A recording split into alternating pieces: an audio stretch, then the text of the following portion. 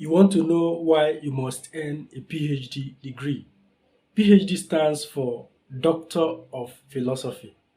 Before you attempt to gain admission into the program, you must have been able to conclude your first degree program, which is Bachelor of Engineering, Bachelor of Sciences, or Bachelor of Arts at the tertiary level.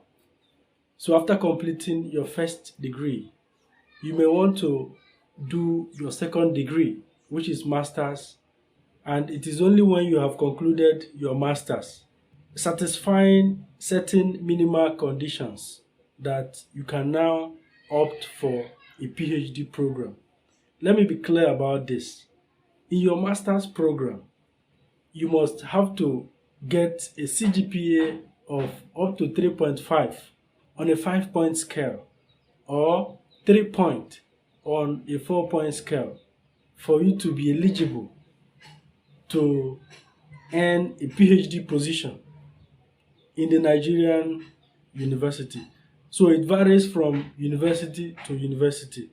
Some universities might take as low as 3 point on a 5-point scale at master's level to give you admission for a PhD program, while some universities would consider a CGPA as high as 4 point on a 5-point scale for them to consider you for a PhD program.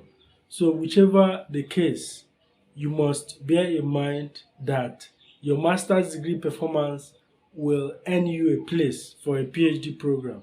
So there are a lot of reservations why you must earn a PhD. Although it is not compulsory to obtain a PhD, but the following conditions are necessary to help you decide whether to earn a PhD or not. Number one, if you are a university or polytechnic lecturer, policies are usually changed after a while to help reposition the institution in line with global best practices. So for the Nigerian tertiary institution, for instance, in 2009, the National University Commission, NUC, came up with a policy that only lecturers that have PhD could ascend to the rank of senior lecturer. So what it means is, if you don't have a PhD from the time the policy took effect, you would not ascend to the position of senior lecturer throughout your career. So it is an impediment to getting to that position. So it is left for you to decide whether you want it or not. If you don't want it, if you don't want to earn a PhD, it means you'll be stagnant. There wouldn't be any promotion for you. Again, for those in the polytechnic, in 2018, there was a policy that the Board for Technical Education set in motion for polytechnic academic staff. In that act, if you don't have a PhD, you will not be promoted to the rank of senior lecturer. So it is now in vogue in our various polytechnics across the country. Again, without a PhD, you will be stagnant at lecturer 1. There wouldn't be any ascension, there wouldn't be any promotion for you if you decide not to go for your PhD.